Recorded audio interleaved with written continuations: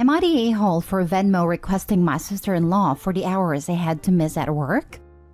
My 35 female husband passed away a few years ago in an accident, so now it's just me and my 7-year-old son.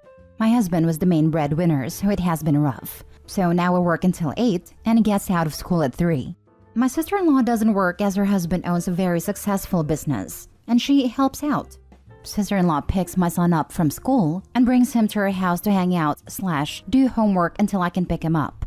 But on Wednesday, she called me while I was already at work to tell me her and her husband got last-minute concert tickets, so she wouldn't be able to pick him up from school. I was angry. It would be one thing if I knew in advance and could make other arrangements, but she just sprung it on me. I asked her to reconsider, reminded her that she made this commitment, and it would be really awful to break it. But she still wanted a concert, and I have to leave work 6 hours early and lost out on all those hours. I figured since she put me in this spot, she should have to recoup me as my income's the only thing me and my son survive on. So, I sent her a Venmo request for the amount I lost out on, and I got a nasty text from her a few minutes later about how she is not paying it. I had to send my son home with one of his friends yesterday and today because she won't pick him up anymore. I told some of my friends and they are 50-50 on if I should have done it. But I need that income, and she made a commitment to me and my son. I think that is more important than going to a concert to get drunk. Now for the top comments. This is amazingly stupid. Your sister-in-law is babysitting for free, and you want to charge her money when she cannot babysit for free? You're the a-hole. Your sister-in-law is not your personal slave. Your kid is your problem. But you sure seem to have dumped so many parental responsibility on your sister-in-law that you somehow think now that she is a parent and she owes you money to take care for your own kid? That's not how it works. She helps out. Sister-in-law picks my son up from school and brings him to her house to hang out / do homework until I can pick him up. Agreed. While the sister-in-law's ditching last minute was crappy, OP is an ungrateful fool.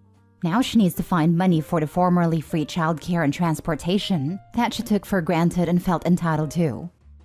Assuming this is 5 days a week, sister-in-law is volunteering 30 hours a week of her time to childcare, and OP is referring to it as helping out.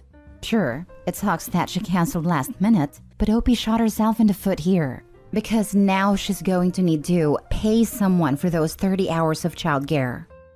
You're the a-hole. You need to take responsibility for your own child. You should have found another sitter. You can't expect your sister-in-law to always be there to help you out. I've been an aunt for more than half my life, and I feel lucky that my siblings always made their kids available to me to love and train and support. It's been a huge part of my life. But demand I give up my life because they have kids was never their inclination, let alone their right to assume. Opie doesn't seem to understand that her needs and her sister-in-law's priorities will sometimes differ. It comes across as super entitled. I mean, you're giving a fine to someone for not giving free labor?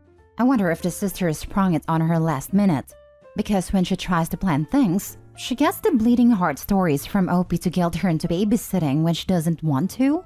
It sucks to live in a world where many parents do rely on family help, because wages are almost cancelled out by childcare if you have a minimum wage or similar job. I don't know that that's the case here. I'm just assuming. But even if she is struggling, which I really do empathize with, that's a societal issue, not a sister issue, and her sister is already doing too much. Next story. Am I the a-hole for treating my stepson like an adult? So, I, 25 female, have a stepson Riley, 8 male. My husband Harry, 29 male, has full custody, and his job has sent him away for a whole month. So I'm taking care of Riley. Now, I will admit I don't know much about children. I'm the youngest person on both sides of my family, and growing up, I spent most of my time in hospital or getting bullied by my cousins. So I genuinely have no clue about what kids get up to. Obviously, I know the basics, like homework, playdates, etc., but I never really paid much attention to what Riley did every single day when he had nothing scheduled because my husband took care of them. I asked my husband about how I was supposed to entertain Riley, and he said that I should just let him do his own thing until he says he's bored. But that didn't feel right to me. Like I should bring him home from school and just let him sit in his room with his iPad? That does not sound healthy. So, I decided that I should teach him things like baking, card games, board games, etc. And so far, he's learned how to make cupcakes with minimal support, and he's learned how to play chess, checkers, and 5 card games. I've also taught him things like how to lay a table and table etiquette, a few silly little magic tricks, and how to do a really crappy British accent to annoy my British father. I made sure he stayed on top of his homework and social obligations too. Then he spent last weekend with my in-laws, and when I picked him up, mother-in-law was very annoyed at me. Apparently, he kept asking her to let him bake all weekend, and he refused to do anything besides card games with father-in-law all weekend too. She said that I wasn't letting him be a child and entertain himself because I felt inadequate as a step-parent, which I guess is true. Then she complained to my husband, and she's been pestering him to let Riley stay with them until he's back. He's also annoyed at me because he told me to let Riley get up to his own thing, and instead I overthought it, and they said I was treating him like an adult and was stealing his childhood. My parents also said that it was weird of me to be so worried about Riley keeping himself busy, and this all could have been avoided if I chilled out. So am I the a-hole? Not the a-hole. It's deeply concerning to me that your in-laws see avoidance and neglect as a better parenting style than being engaging and actually teaching him things. No kidding. The kid's not a plant you need to just water occasionally. Sounds like you were being a great stepmom. Not the a-hole. Sounds like she made some everlasting core memories with this child. He'll be so excited to bake with his stepmom all the time. Not the a-hole. Not the a-hole.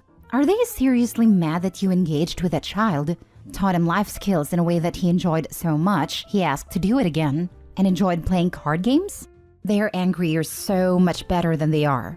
It's not good for kids to spend all their time on screens. Interactive playing games and baking are great activities for a kid and are in no way forcing adult responsibility on a kid.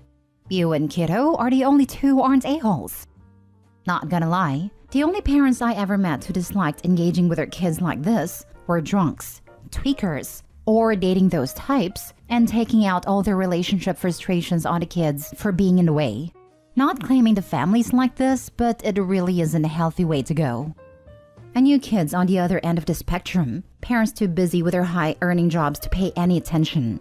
One girl in high school told me that her parents had never once sat down and played with her entire childhood. She didn't know it was a thing parents did. They were practically strangers to her. Not the a-hole. Your husband left you to parent his child solo for a month? And he's the one who has full custody? It sounds like you have risen to the occasion and are doing just fine. If I could make any suggestions, maybe take Riley to the library and have him pick out an armload of books, or however many the library allows, in order to keep himself busy. And for those times no one is available to play card games or supervise baking. Your mother-in-law sounds jealous that Riley is obviously enjoying his time with you. Don't worry about her opinions. Next story. Am I the a-hole for saying my in-laws have no right to judge me for not adopting my stepchildren because they have no idea what it's like to be a step-parent? I, 35 female, have been married to my husband Michael, 38 male, for 5 years now. I am the stepmother of his 2 boys from his first marriage, Lee, 14 male, and Kai, 8 male. Their mother passed away 7 years ago. Kai calls me mom and has since he was 4, while Lee calls me by my first name. Kai has wanted me to adopt him for some time now, and it was something discussed. And the reason it has not happened is Lee does not want me to adopt him, and my husband did not feel comfortable with me adopting only Kai. He's worried about it coming between the boys, about Lee maybe feeling left out eventually, but I think the main reason is he worries about the judgment of others, and the fact the comments could get to both of the boys. I love both Lee and Kai, but my relationship with each of them is different. Kai is my son, and we have a mother-son relationship. Lee is my stepson, who I love, but he doesn't always like that I'm here. Sometimes he gets annoyed that I'm here instead of his mom. Sometimes he treats me okay, but he has never been okay with me feeling too much of his mom's role in his life, so our relationship is a delicate balancing act. The boys have been in therapy. We also did therapy together as a family. My husband asked the therapist for their opinion on the adoption, and she said we made the right decision that when the boys get older, like once the boys are around 10 and 16 respectively, and their feelings have not changed, then adopting just Kai could be okay. But to make sure, Lee is spoken to again and given the option to express if it changed his mind. This has been challenging because so many people have opinions. I hate seeing Kai sad, but I don't want to force anything on Lee either, or risk him feeling a certain way if we make the wrong decision. My in-laws mentioned I should adopt the boys about a month into the marriage. At the time, my husband told them we didn't need to rush anything, but now they are aware of what is going on, and they told me it's shameful that I have not adopted the boys and become their legal mother. They said Lee is depriving both himself and his brother the legal protection of being their mother, and that I am showing clear favoritism by making it obvious that I want to adopt Kai but not Lee. I asked them how I make that obvious, and they ignored my question. They just told me I should have jumped at a chance to be their mother, that it was monstrous to consider making one of them mine and discarding the other like yesterday's garbage. That angered me because I have always done my best, so I ended up saying that they had no right to judge me for not adopting the boys because they have no idea what it's like to be a step-parent, and especially to stepchildren who have lost their biological parent to death. And they have no idea what it's like when both kids want different relationships with you. They just told me you don't have to be a step-parent to know someone is wrong in how they step-parent. Am I the a-hole? Now for the top comments. Not the a-hole, and well done as a step-parent. You came into the boys' lives at very different points in time, and you're respecting their individual wishes. It would be worse for you to adopt Lee when that isn't what he wants. And to be honest, it can be an option that is always on the table, even when he becomes a legal adult. Added to that, the opinion of your in-laws means nothing, and you should cease to trouble yourself about them. Your husband needs to intervene and tell your in-laws to stop bugging you. They are way out of line. The only people with opinions that matter here are you, your husband, and the two boys. The therapist seems sensible. Listen to the professional and ignore your in-laws. They're full of it. You're trying to do the right thing for everyone, so not the a-hole. Reddit is full of stories about step-parents adopting kids when the kids weren't ready for it, or outright didn't want to be adopted. Forcing a relationship in these situations never works. These kids will appreciate you actually considering what is best for them and asking them what they want. Not the a-hole. Not the a-hole, but do speak with an attorney about living wills and advance directives. If anything were to happen to your stepkids, at least there is documentation in place for you to make medical decisions on their behalf. If not, your in-laws can make a bad situation worse. I would also see about some kind of legal guardianship for now, meaning that you can do medical appointments, etc., as well as some kind of security about shared custody in event of a split, especially the youngest. Need to discuss the legal guardianship with oldest, so he understands that is not adoption, but provides another adult to be legally responsible, so you can sign school paperwork, doctor stuff, vacation stuff, etc., and provides a safety net should anything happen to the dad. Now for the last story. Am I the a-hole for taking my brother-in-law to small claims court over art supplies? A bit of context. I, 29 male, like to draw and try other mediums as well. As such, I've accumulated a lot of art supplies over the past few years. My wife, Sally, 27 female, also dabbles a bit, and we have converted one of the rooms in our home to an art studio of sorts. There's easily a few $1,000s worth of art supplies in that room, and we tend to keep it locked for that reason. Most important to me are my pencils and markers, which were not cheap. Chart pack for those who care.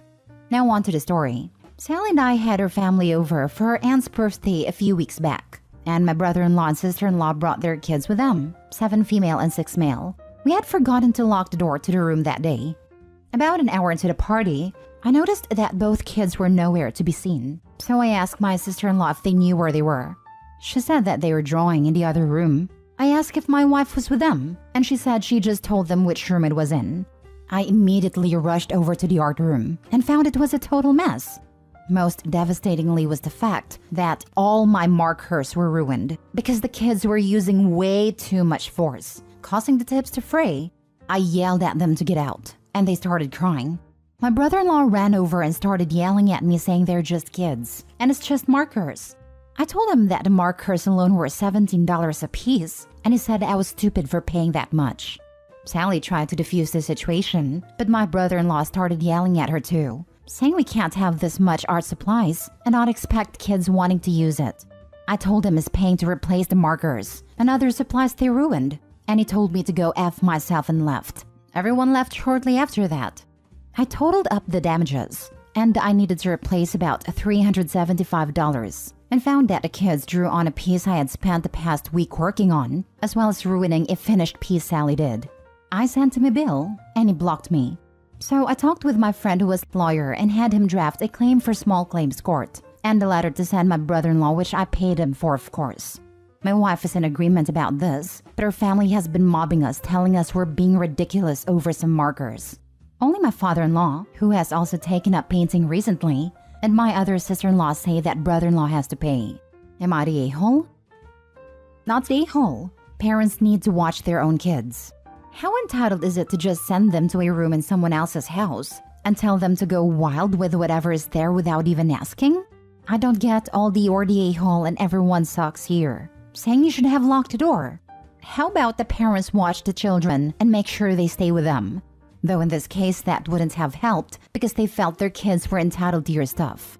The way they wrecked 2 pieces of actual art is the worst part of all. When I was about 7 or 8, I came home from school to find 2 other little girls, like 4 to 5 years olds, in my room, and they had ripped open all my sealed Barbie boxes my grandma gave me. When you walked into the apartment, my room was the very first room.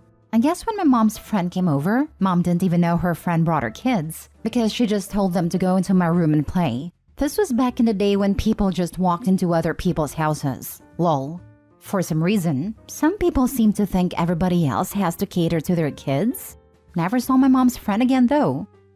Not the a-hole. Considering brother-in-law didn't offer an apology or paying anything for the damages and just further insulting you, I don't see a problem going after him. Parents are responsible for their kids' actions in my opinion. You know they won't pay anything otherwise. I am not sure if the never-ending drama this will cause for the rest of your lives is worth it though. Yep, brother-in-law could have apologized or at least paid half. But what did Opie get? Not a damn thing. Not even a dime. That's cold as heck, not gonna lie. Yep, I could see Opie going too far. Maybe it's not worth likely destroying the relationship for that much money, but looks like brother-in-law is the one to blame anyway. The fact he immediately blamed Opie, undervalued the markers, etc. just screams arrogance.